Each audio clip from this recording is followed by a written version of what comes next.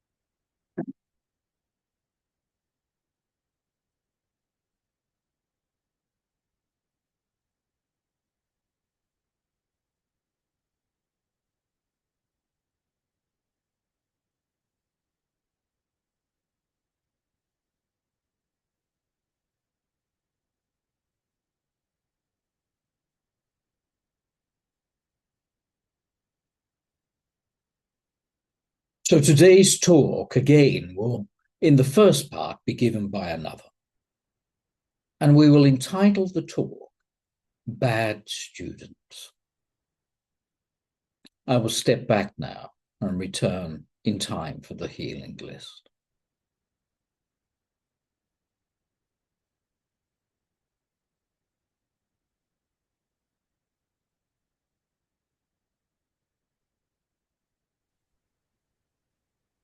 Yes. Nigel, Michelle, Kathleen, and Anne, Marissa. What now, Mirabai? Oh, I'm so sorry.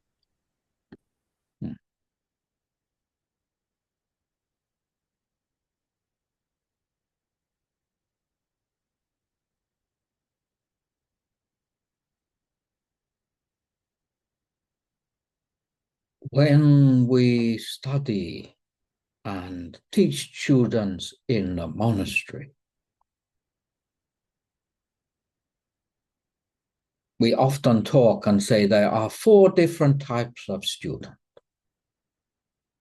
And they are like 4 different types of horses.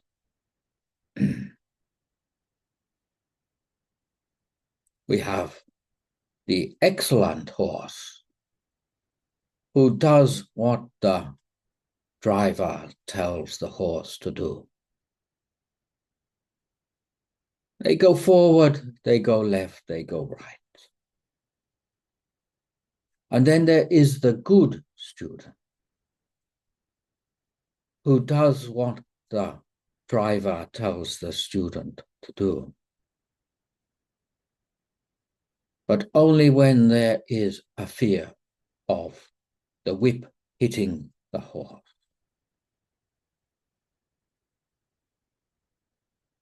There is a poor horse who reacts to what the driver tells the horse to do, but only when the whip hits the skin. And there is the bad student, the student who needs the pain of the whip to sink right down to the marrow of the bone before they undertake the activity that is requested by the driver.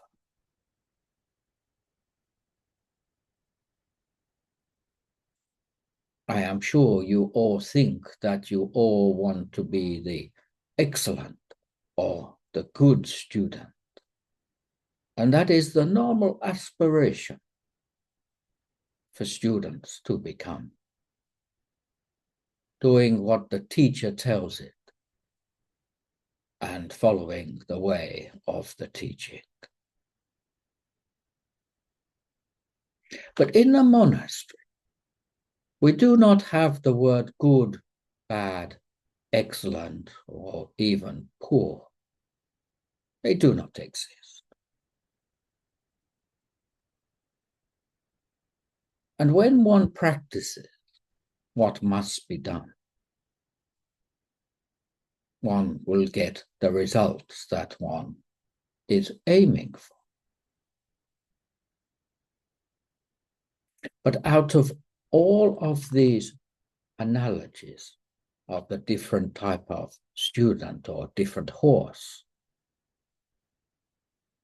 it is the bad student which understands the teaching purely.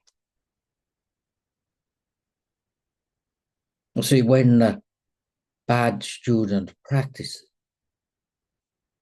even with great resistance and thinking they are not good enough, not capable, and their mind and body resists all that must be practiced in order to lead the way. But if they continue to practice, they understand the true meaning of the teaching,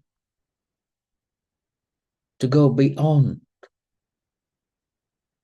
the resistances the body and the mind throw up to the student. It is the bad student that generally goes all the way to the very end of the practice and then achieves their result. In understanding the teaching, they achieve their end result. It is the excellent student who always follows what the teacher says, who often struggles in the end because they do not comprehend the most simplest form of what the teaching is. So at times when you have resistance in your practice, your body does not want to do what the practice calls from it, and the mind is loud and busy, and the ego is shouting to you and saying, do not do this, it is a dead end. Remember that you must sit and practice anyway. And then you understand the true meaning of the teaching of there is a separation between you and your body and your mind. When you have great challenge, that is the right time to practice. When you have big worry and you are pacing the hallway thinking, what will I do? It is only the practice of being still and being true and knowing what is truly inside, that you are not this physical effect. When you achieve the best understanding of why you are not the body. So when there is great torment of mind, sit and you will see that you are not. When your body is in pain, sit anyway. When there is resistance to practice, practice anyway. And this will show you that the way to spirit is past all of body and mind problems. And you are not the body or the mind. It is in the times when you feel you are a bad student, your greatest opportunity for success is at the same place. At times when you have the biggest problem, the most difficult of circumstances, this is your opportunity to go beyond it and realize once and for all that you are not it. But if you only ever do what you are told, you will go a long way, but you will never totally understand how the practice is beyond body and mind.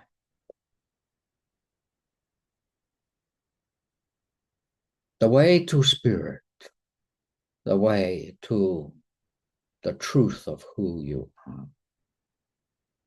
is first accepting today you are the physical form. Today you have a difficult mind. Today your circumstance is painful and you wish it did not exist. It is not in the pretense that this does not happen. It is in the understanding that that is where you are. But you are also more than your current predicament. So when life is hard, be the bad student. I know this is the resistance, but practice anyway. It is easy to find calmness when there is no activity. It is difficult to find calmness when there is activity. But finding calmness when there is activity is the only true calmness. When life is easy, that is not the true depth of what you will reveal. But when life is challenging, finding that calmness beyond the activities and desires of body and mind, that is when you have the true understanding. So some days you will be the excellent horse and do what must be done.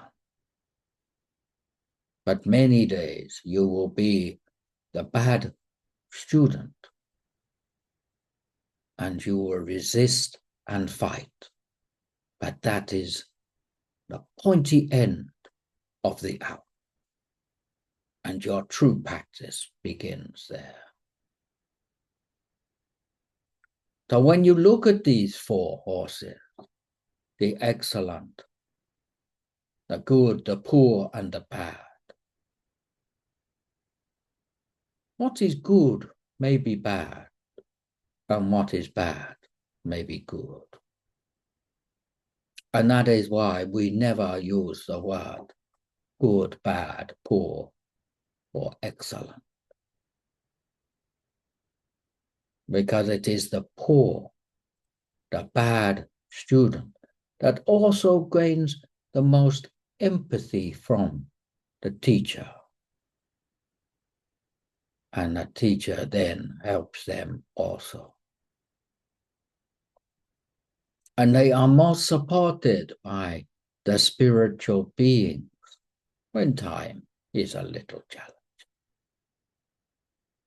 And the true remembering of your practice and of your spirit is also when your mind is in the greatest resistance.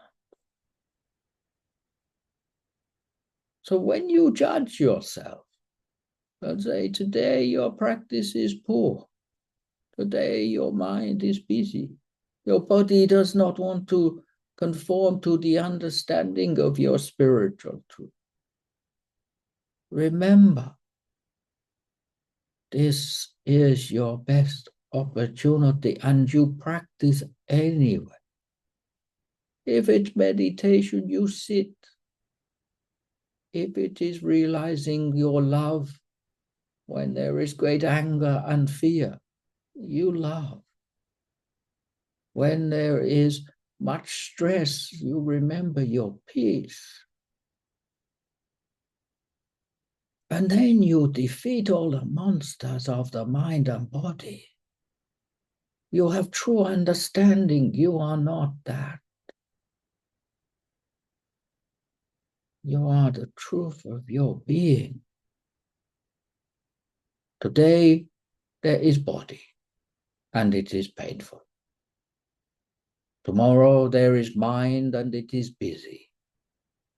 The next day, your physical world is full of anger and stress and hatred. How lucky are you? You can go beyond it all.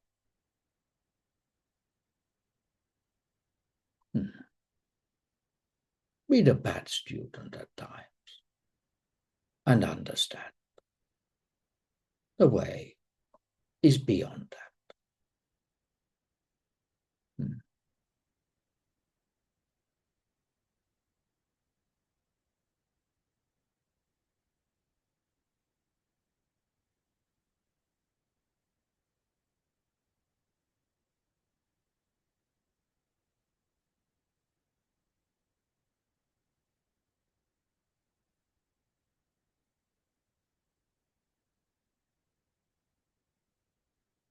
So I return to you now. May I have the healing list of names now, please? Yes, thank you.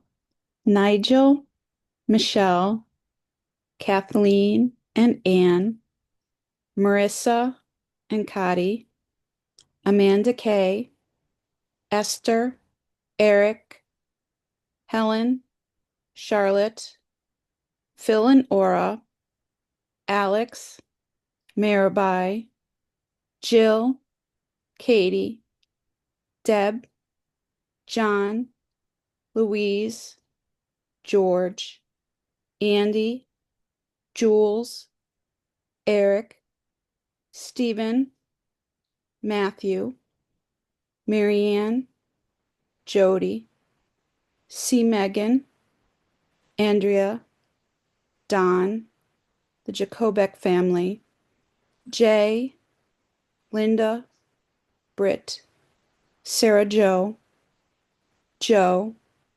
Linda, Cynthia, Robert, Claudio, Eduardo, Tara, Brad, Tina, Georgia, Mark, Sharon, Bill, Laura, Nicole, Noah and Jody, Jesse, Joe, Ted, Nicole, Jane, Samantha, Daniel, and may all be happy. Thank you.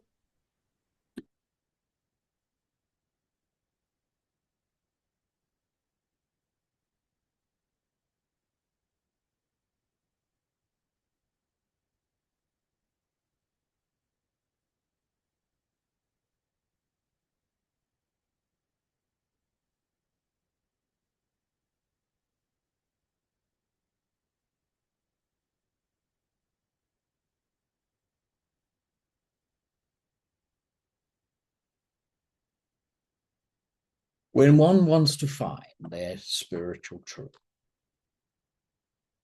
and one wants to understand what the true value of that truth is, when you want to bring it into your life and bring the two worlds together, the spiritual and the physical, when one wants to understand peace and love, and courage and truth and wisdom, when one wants to understand the true meaning and leave behind what they consider to be false. It is not at the expense of pretending one world does not exist, but it is the realization that at times the physical world for you is very strong, and the pull of the life into the physical world is stronger than ever, and you feel pulled to live that way. But it is the realization that at times you are the white cloud and others you are the mountain, both dependent and independent. At times you are the form and times you are the formless. And the formless is the underlying nature of all being. The spirit is the underlying nature. You see, people often say that everything has spirit, or everything has a soul, or everything has consciousness, or even everything has a life. Deep inside that rock somewhere is the formless consciousness. Within the animal is also a spiritual truth. Within the physical world, it's made up of the essence of spirit and the physicality of the world. And this would be indeed true to a degree. And what you see is the physical form, and yet underneath it, beyond the skin and bones, is something more. But your work in understanding your truth starts by saying there is the physicality and then there is the essence. But once one goes just a little further, the words change. And they change from this has spirit or essence or consciousness to everything is spirit, consciousness, essence. So the words change from a duality to a unifying understanding. And the cloud is still the cloud, and the mountain is still the mountain. But the essence is one behind it all. So to begin with, one sees the separation, and one can accept today I am the body, as was just said. But you have the opportunity to realize beyond the body, and then realize that beyond the body proves that the body is also essence, also spirit, also formless.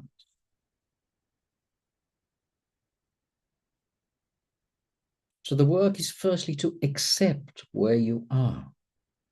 Put your little cross on the map to say, today is this. My present moment is this. Not pretend it does not exist. You have anger today. You have fear. There is resistance. And if you stay there, then nothing is truly gained beyond it.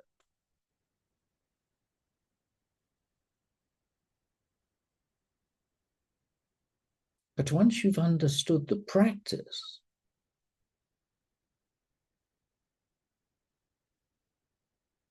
when it is either form or formless, you understand that it all is pure spirit or formlessness.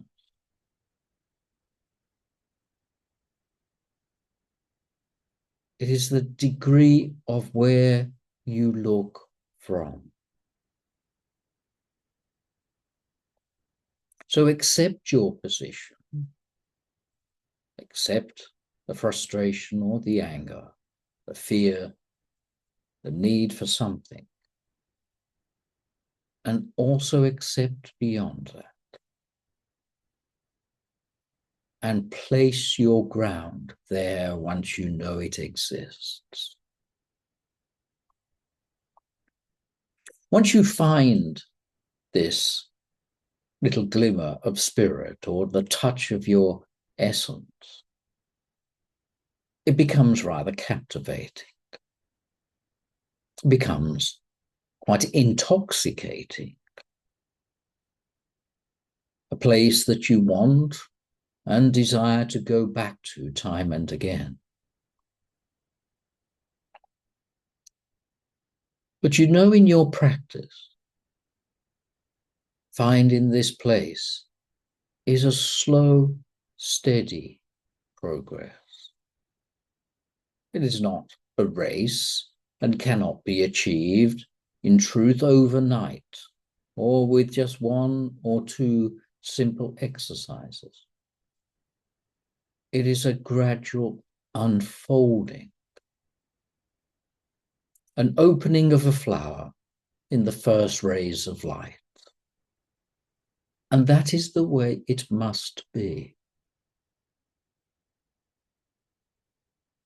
So hence the work of spiritual unfoldment doesn't take just a month or a year.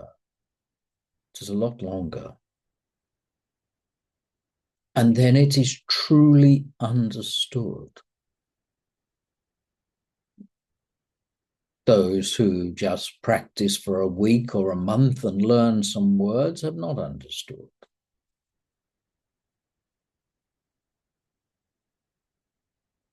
So at times it's when life is hardest, when the most progress happens. Once you find and touch and start to reveal the essence of your nature, it may reveal absolutely nothing to you. It may reveal such a degree of nothing that you wonder what all the fuss was about. And often people call this position nothing special.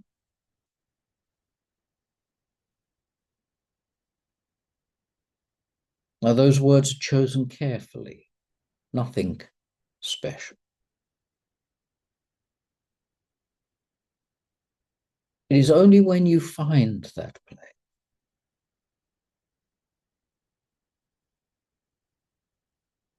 that all is revealed to you, that you've been striving all your life and lives and practices and regimentation, routines and techniques to discover. And it is nothing special.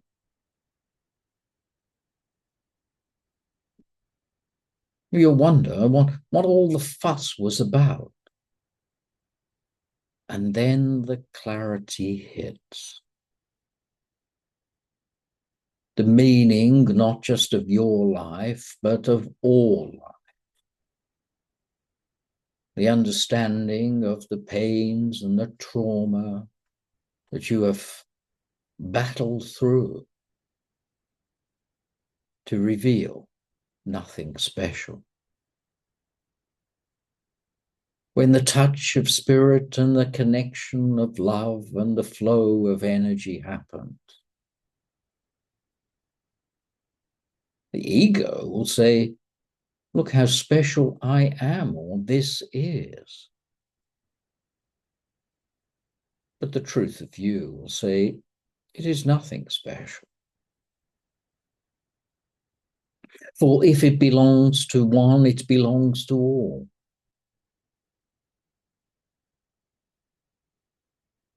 Your work in the physical form is not one of acquisition, but of remembering this, rediscovering for the first time. The opening to nothing. But that nothing, that wide open nothing, from it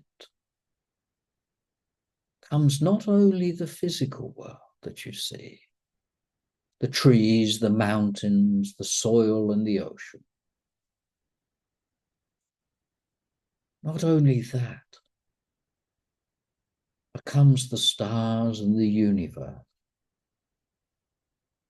the physical and the space in between them, the noise and the stillness. That nothingness is the pure essence of the silent world of love. Not the noisy world of love that the physical world expects, but the silent world of love, where nothing is requested and nothing demanded. everything is given, and the world of nothingness is complete. But it's nothing special. The world of spirit is given and revealed, the touch very essence of the great creator. The world, if you like, of angels and heaven and deities and masters. But it's still nothing special. Endless love, complete peace, no expectations and requirement, and joy and contentment beyond anything the human world could consider, exists in nothing special.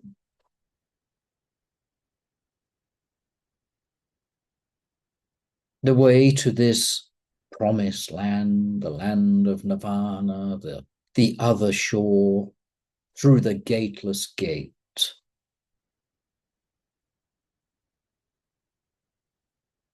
is right there with all. And you can touch it simply enough. Bringing it into the physical world is a little hard.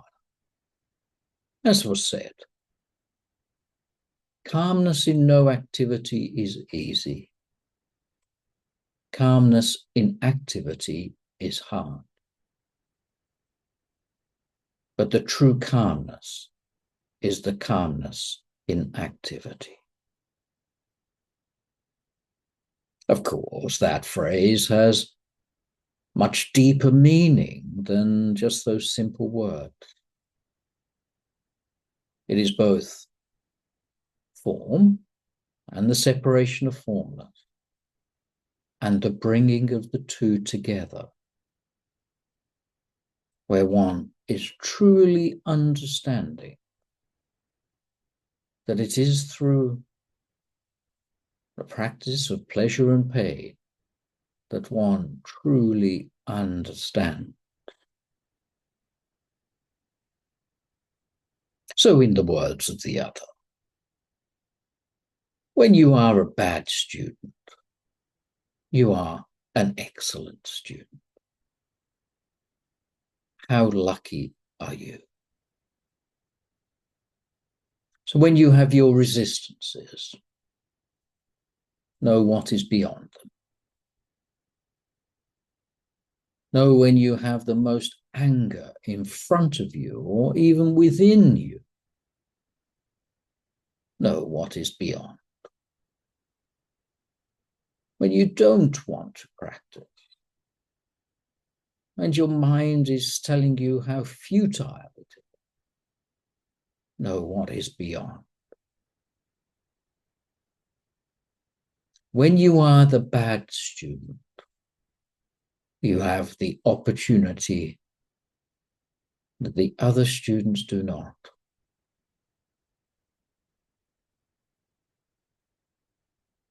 Take that and use it for your best.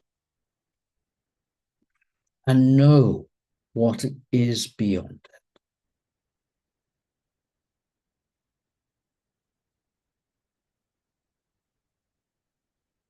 I wish you all well in your practice.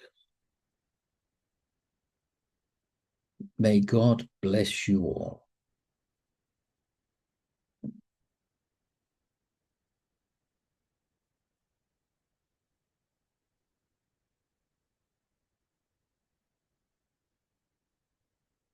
God bless you, Ignatius. God bless everyone.